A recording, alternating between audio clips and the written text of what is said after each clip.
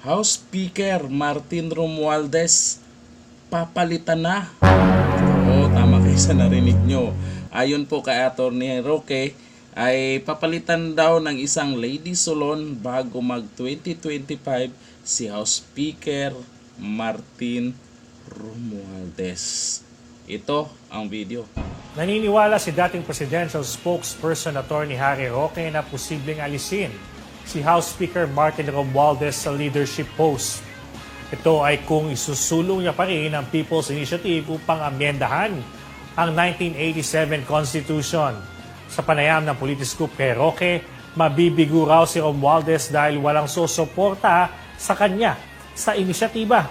Ayon pa sa dating presidential speaker, babae ang papalit kay Romualdez sa pwesto at posibleng bago ang 2025 elections ito mangyari.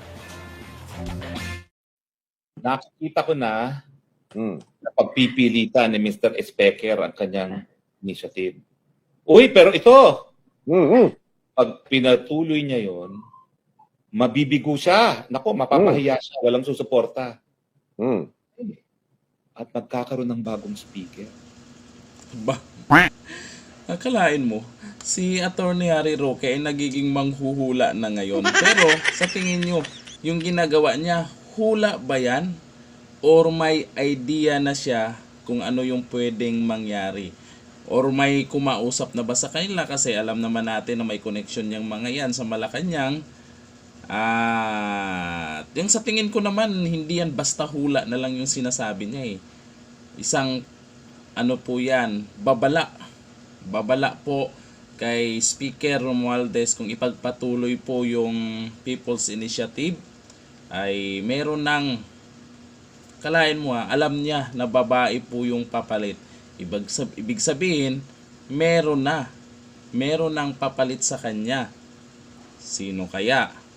Totoo kaya? Ano kayang reaksyon ng mga supporters ni Tambaloslos dito? Baka malamang ay aawayin na naman nila itong si Atty. Harry Roque. Hula lang naman eh. Hula lang naman yung sinasabi. Pag hula, wag pikon. Alam ko naman may mga mapipikon dyan na sa sinabi po ni Atty. Harry Roque, pikon or kinabahan sila na mapalitan si Martin Romualdez. Sa totoo lang po, dapat lang.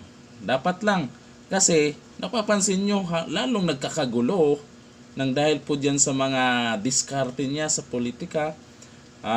Supporters ni BP Sara, supporters ni PBBM ay medyo nagkakagulo na rin nang dahil po kay Martin Romualdez. Siyempre, PBBM ay matadamay po dyan sa mga maling desisyon ng House Speaker dahil unang-una si PBBM nag-appoint sa kanya dyan. At presidential insan po yan si Martin Romualdez.